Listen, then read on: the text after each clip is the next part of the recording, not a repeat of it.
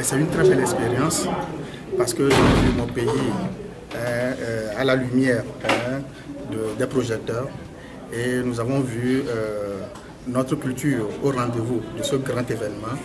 Et c'est ça qui m'a fait particulièrement plaisir. Et j'ai vu aussi nos artistes qui font partie de la Fédération togolaise de musique faire des prestations de très haut niveau.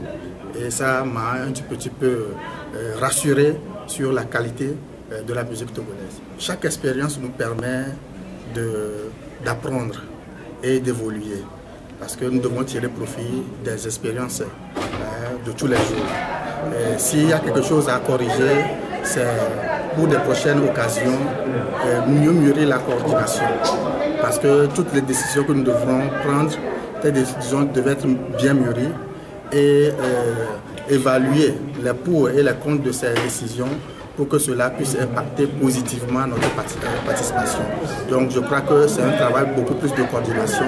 Je ne dis pas que cette coordination n'est pas bonne, mais on pourrait mieux faire. Voilà, c'est la raison pour laquelle pour les prochaines éditions, nous allons faire une coordination beaucoup plus pointue. C'est un bilan très, très positif.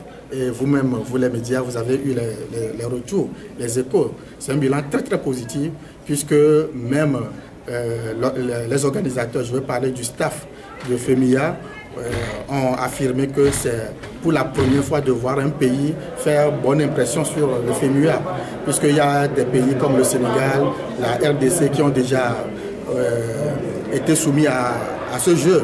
Et le Togo, pour cette édition 15, franchement, a montré que nous avons le sens de l'organisation, nous avons le sens du travail bien fait et c'est pour vraiment le bien de notre pays. Oui, je dirais que les objectifs que nous sommes fixés avant de partir, c'est d'offrir une prestation de très bonne qualité.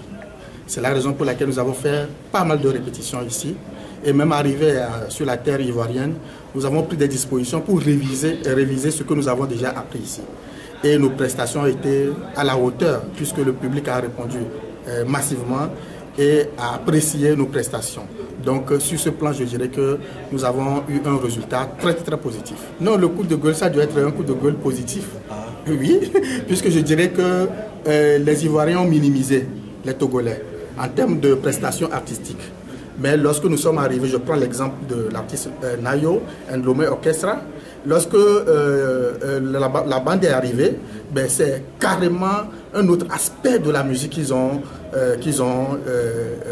découvert. Voilà. Donc ça voudrait dire que nous les avons surpris agréablement parce qu'ils nous ont minimisés. Ils croyaient que nous allions venir simplement avec la musique urbaine qu'ils maîtrisent déjà très bien plus que nous. Mais nous sommes venus avec une authenticité, avec une identité. Et c'est ça qui a fait rentrer la scène que les projecteurs sont tournés vers le Togo. Voilà, c'est ce que moi je pourrais dire. Oui, comme le pays donneur, ou bien le pays invité, le pays hôte, en fait, nous avons une journée qui a été consacrée au Togo. Une journée spéciale qui était le 26. Donc nous avons une soirée aussi qui a été consacrée au Togo. Et le Togo a eu l'honneur d'avoir son pavillon où on nous a permis d'exposer nos œuvres, ou bien nos artisans ont eu la chance d'exposer leurs œuvres. Et le Togo a aussi eu une certaine visibilité sur les médias.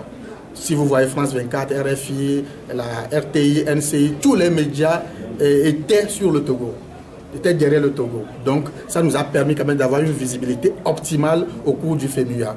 Et vous-même, vous pouvez aller sur la page du FEMUA ou bien sur la page de la RFI, vous allez constater que le Togo a été toujours à la lumière.